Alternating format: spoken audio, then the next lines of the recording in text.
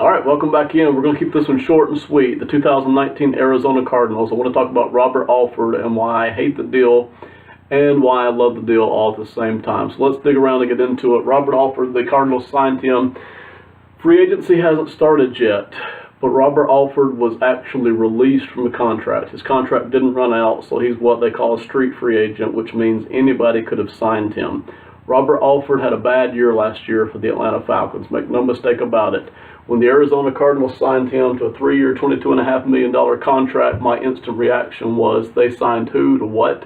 And I think that was the reaction of a lot of Cardinals fans. And I still partly feel that way because, make no mistake about it, Robert Alford had a bad year last year for the Atlanta Falcons. But the previous 4 seasons before that, he actually played pretty good. He was a very solid starter for the Falcons, a very solid cornerback in the NFL, somebody that if you were to look at him the 4 seasons prior to that, you'd be very comfortable with him being a starting cornerback and very willing to pay a certain amount of money for that. So, no, I don't like having Robert Alford having a 3-year, $22.5 million deal, and no, I don't feel great about the Cardinals going out of their way to sign him when we were actually pretty good against the pass last year, and we were terrible against the run, and we're already overpaying some other guys on the team, so I don't feel great about that. But here's what I do like about the Robert Alford contract, and that is the amount of risk involved. When you look at the contract, his cap number for 2019 is only $6 million. Listen, if all he does is come back and has a solid season and he's a solid starter, which is what he was before, listen, maybe he's past that. Maybe he has passed the ability to do that. Maybe that ability is gone. But if he comes back and he's a solid starter playing opposite of Patrick Peterson, who's already a very good corner over on the other side, if he comes back and plays solid for the Cardinals at $6 million, then he's a good value, a very good value. If for whatever reason he's bad again this year, when it comes down to 2020, yes, he's got a $7.5 million cap number, but you can let him go for only $3 million. Now, I do not like to add up dead cap.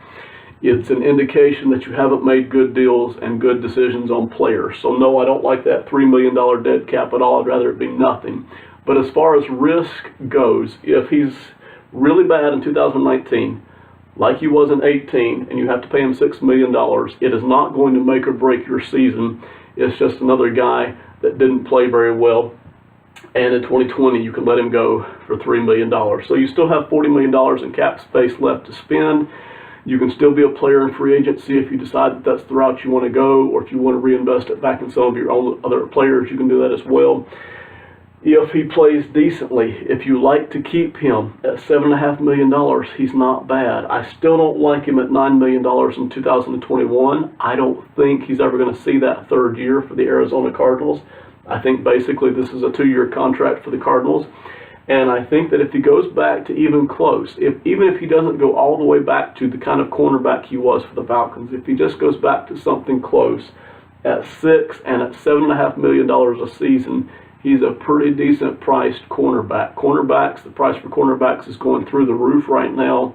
When they hit free agency, the price for them is really skyrocketing to unreasonable rates right now if you're trying to win and try to put together a team that can win. So getting Robert Alford for $6 million and $7.5 million in those first 2 seasons is not bad, especially when you can let him go for only $3 million of dead cap space in the next off season if you decide that he's just not worth having. All right, thanks so much for listening. We'll see you next time. Bye.